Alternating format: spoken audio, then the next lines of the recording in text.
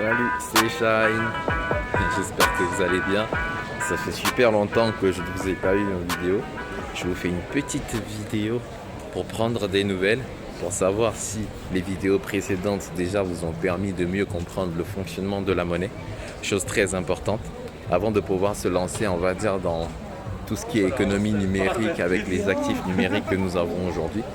Et dans les vidéos précédentes, on a évoqué le fonctionnement de la monnaie, l'arrivée des blockchains et l'arrivée des crypto-monnaies. J'espère aussi que vous avez compris l'importance du Bitcoin. En ce moment, le marché n'est pas très en forme, mais attention, il y a une différence entre ce qui se passe sur le marché, ce qui se passe au niveau de la technologie et aussi ce qui se passe d'un point de vue social. Petit reminder, n'oubliez jamais de faire le lien entre ce qui se passe dans la société et aussi au niveau de notre économie avec ce qui se passe, on va dire, d'un point de vue technologique. Parce qu'il y a des avancées technologiques qui ne sont pas là pour rien. Ces avancées technologiques sont là pour répondre à des problématiques. C'est un peu la base quand on est entrepreneur, par exemple, parce que les entrepreneurs sont ceux qui créent des solutions.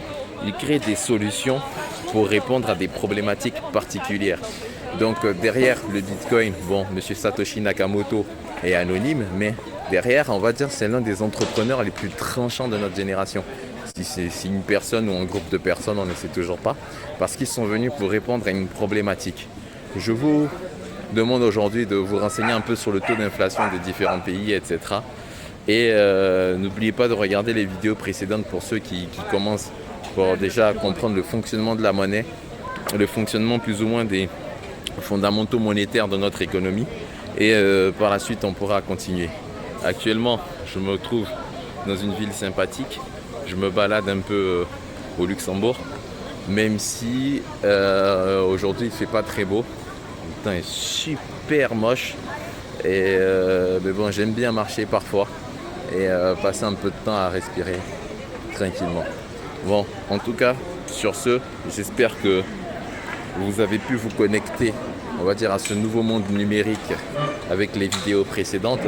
Et je crois qu'il est temps maintenant de passer à l'étape suivante et de commencer à expliquer un peu plus en détail le fonctionnement de toute cette économie numérique pour qu'on puisse continuer d'avoir le déclic. Yes. T'as combien de Satoshi? Combien de Satoshi? J'ai graillé tout le BTC, j'ai Audemars Piguet, je regarde pas le prix. T'as combien de Satoshi? Et pour nos amis qui ont déjà fait le lien entre cette économie numérique des crypto-monnaies et de la blockchain avec le marché, il faut savoir qu'un marché c'est cyclique.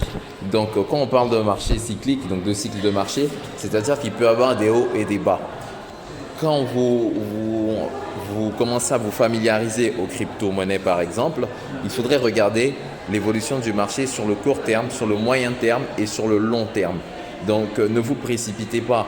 C'est pas un quick rich game, c'est-à-dire qu'on n'est pas dans cette économie pour être riche rapidement. Et je pense que le plus important, c'est déjà de pouvoir catch up quelque chose, plutôt être dans la nouvelle économie plutôt que d'essayer d'être riche. Ensuite, en produisant de la valeur dans cette nouvelle économie, en comprenant au mieux cette nouvelle économie, on peut devenir riche. C'est une possibilité, mais je ne pense pas que ce soit l'objectif premier. L'objectif premier de tout ça, ce serait surtout d'essayer de comprendre ce qui se passe dans votre monde. N'oubliez pas que vous êtes votre premier actif. Le plus important, c'est vous. Le plus important, c'est pas votre poche.